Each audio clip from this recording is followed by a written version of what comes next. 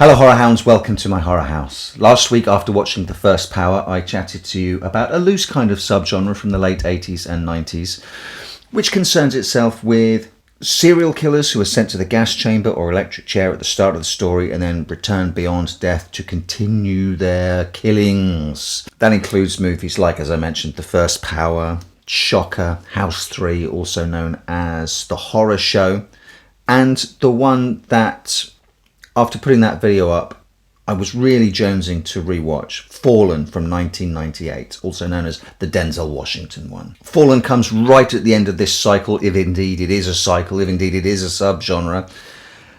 And I think it's the classiest of the lot if we're defining them as strictly as it has to have a state-sanctioned execution.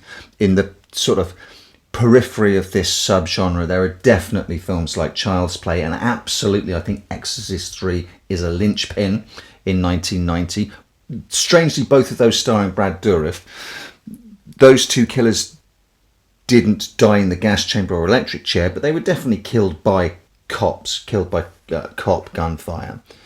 And I actually think Exorcist 3 is the keystone text in this. William Peter Blatty's novel Legion was published in 1983, and I think all of these movies borrow liberally from his story, and there's definitely quite a lot of crossover between Exorcist 3 and Fallen. Fallen concerns a cop, John Hobbs, played by Denzel Washington, and when we meet him, he is present to watch the execution by gas chamber of the serial killer Edgar Reese, whom he caught. Edgar Reese seems extremely chipper at his impending death, and in fact sort of jigs his way towards the gas chamber, singing the Rolling Stones' Time Is On My Side, which will crop up a number of times in the film, and then after you've watched the film, it will stay in your head like an earworm. I can attest to this for days and days and days. Hobbs is in trouble because after Reese is well and truly executed, lo and behold, more bodies start popping up with the same MO as the dead serial killer. And on closer inspection, they find that each murder is committed by a different person. If that sounds an awful lot like Kinderman's investigations into the murders that match the 15-year dead Gemini killer in Exorcist 3, it's because it's exactly the same.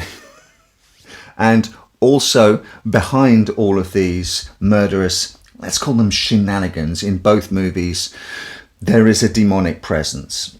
In fact, in Fallen, we learn that Edgar Reese was just the latest meat puppet that an ancient demon, Azazel, was using to just get its kicks. Azazel is royally pissed off that Hobbs stopped its fun, and seeing as Azazel cannot, through touch, possess Hobbs's body, because that's how the demon in this movie passes from body to body, the demon decides, well, if I can't possess you, I'm going to fuck up your life. And that's the mission it sets out on.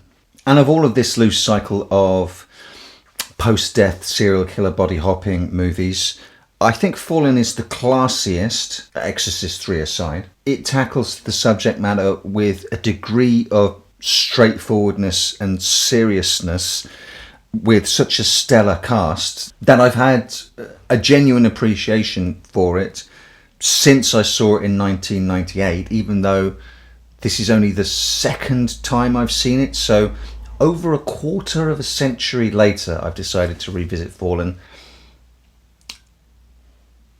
I'm old. The first thing I noticed upon this first rewatch was how brown the film is. The colour palette is full of mahoganies, umbers, browns, these sort of warm autumnal colours, strangely reminiscent of sort of the colour palette of the first two Godfather movies. But I think it's taking a lot of its sort of cinematic cues maybe from Fincher's Seven, whilst taking a lot of its narrative cues from William Peter Blatty's Legion. Another sign of the class on display is the cast. Denzel aside, who is just He's just fucking great, though, isn't he? But Denzel aside, Edgar Reese at the start of the movie in a glorified cameo, really, because at the very start of the movie he's gassed to death. But Edgar Reese is played by Elias Koteas, who has a short window of time to make a big impact, and boy, does he. And then it's an embarrassment of riches. John Goodman is in it as Denzel Washington's partner. Donald Sutherland is in it as his police captain. James Gandolfini is in it as a cop who's sort of transferred recently into the precinct. And once Azazel has displayed how easy it is for him to possess anyone in Hobbs's orbit, you have Gandolfini and Sutherland using their either the Sutherland twinkle in his eye of can you trust him, and James Gandolfini's sort of underlying menace element of can you trust him, to definitely ratchet up the tension of, right, at this point in the movie, literally anyone could be possessed by a demon, and I've got no way of telling who it is until they tip their hand. Hobbs is an incredibly cocksure character at the start of the movie, and it's kind of nice to see him sort of being deconstructed and taken down a peg or five throughout this movie. Azazel does put him through the ringer to the point where, yeah, he starts off as a bit of a smarmy, slick bastard, and by the end of it, you're thinking, you are rooting for him. How can I possibly hope to face off and beat this supernatural entity? But he does have a plan, and I think it's a testament to the film that when you realise how great the odds are against him, you are rooting for him.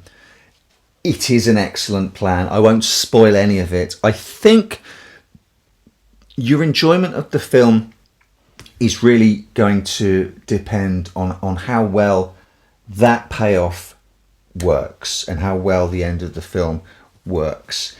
And if it lands, and it landed for me in 1998 when I watched the film when it came out, and it landed for me again, then I think you'll hold the film in high regard. If you are anything like my wife, who is much better than me at spotting reveals and twists coming from quite a ways off, she was less impressed. She was bored by it, unfortunate to say. So it's going to be one of these films, I think, like The Sixth Sense. Was a whole group of people who, for want of a better term, got the twist, twigged what it was, and then it's just sort of an exercise in watching that play out. Whereas if something like the end of The Sixth Sense really lands, if you're along for the ride, and it gets you, then, like me, you're going to hold the film in a much higher regard. It's not scary, but there are a couple of, oh, fuck me moments when you sort of realise you wouldn't want to be in Hobbs' shoes and be in the crosshairs of a demon who's got nothing but time to play with you, has absolute access to you, your colleagues, your family, your loved ones. There are some superb sort of scenes that flesh out that body hopping ability, where a character is trying to run away from Azazel in a crowded street, and Azazel is just body hopping one after another, just tapping on the shoulder of the person in front, and the person in front, sort of like a wind chasing you at your back. How do you outrun the wind? And another scene where Azazel is essentially showing off to Hobbs on the street, and people are walking past him, and the demon is just jumping from one person to another, constantly surrounding him, carrying on a conversation with him out of sort of half a dozen different mouths without breaking stride. I was also really surprised to make the connection, because, like I say, I haven't seen it for 20 plus years, that this is where the relieved Denzel meme comes from.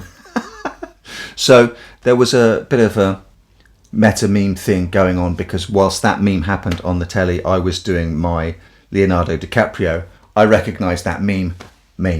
So all in all, an absolutely superb supernatural thriller that takes its subject matter seriously, has a superb cast to bolster it up, that may fall flat if the ending doesn't work for you. But if the ending does work for you, I think that it just elevates the whole thing.